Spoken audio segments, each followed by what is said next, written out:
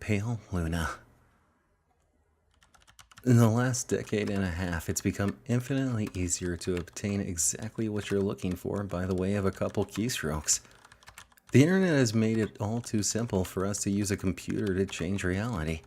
An abundance of information is merely a search engine away, to the point where it's hard to imagine life as any different.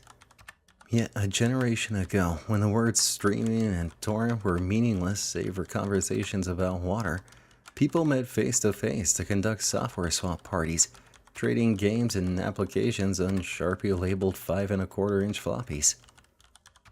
Of course, most of the time the meets were for a way for frugal community-minded individuals to trade popular games like King's Quest and Maniac Mansion amongst themselves. However, a few early programming talents designed their own computer games to share amongst their circle of acquaintances, who in turn would pass it on until, if fun and well designed enough, an independently developed game had its place in the collection of aficionados across the country. Think of it as an 80s equivalent of a viral video. Pale Luna, on the other hand, was never circulated outside the San Francisco Bay Area. All known copies have been long disposed of. All computers that have ever run the game now buried under layers of filth and polyester. This is a fact that is attributed to a number of rather abstruse design choices made by its programmer. Pale Luna was a text-adventure game in the vein of Zork and the Lurking Horror, at a time when said genre was swiftly going out of fashion. Upon booting the program, the player was presented with a screen almost completely blank except for the text, "You are in a dark room. Moonlight shines through the window. There is gold in the corner, along with a shovel and a rope. There is a door to the east. Command." So began the game that one writer for a long out-of-print fanzine decried an enigmatic, nonsensical, and completely unplayable, as the only commands that the game would accept were pick up gold, pick up shovel, pick up rope, open door, and go east. The player was soon presented with the following: reap your reward. Pale Luna smiles at you. You are in the forest. There are paths to the north, west, and east.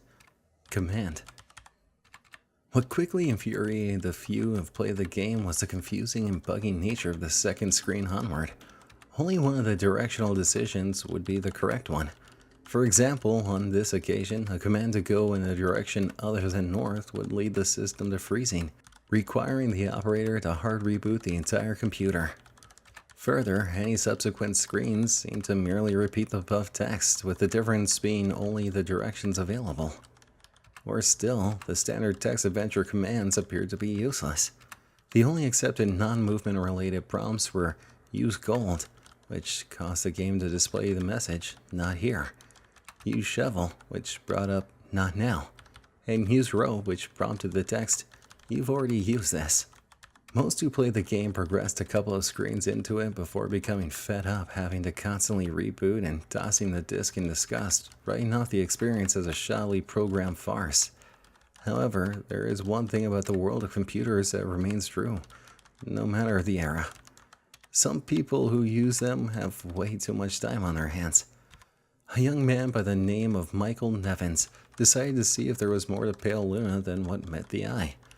5 hours and 33 screens worth of trial and error and unplugged computer cords later, he finally managed to make the game display a different text. This text in the new area read, Pale Luna smiles wide. There are no paths. Pale Luna smiles wide. The ground is soft. Pale Luna smiles wide. Here. Command. It was another hour before Nevin stumbled upon the proper combination of phrases to make the game progress any further. Dig hole, drop gold, then fill hole.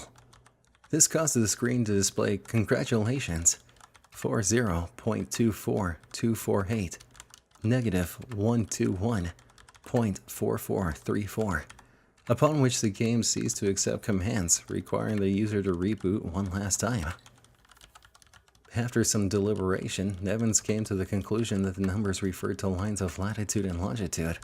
The coordinates led to a point where the sprawling forest that dominated nearby Lassen Volcanic Park. As he possessed much more free time than sense, Nevins vowed to see Pale Luna through to its ending. The next day, armed with a map, a compass, and a shovel, he navigated the park's trails, noting with amusement how each turn he made corresponded roughly to those he took in game.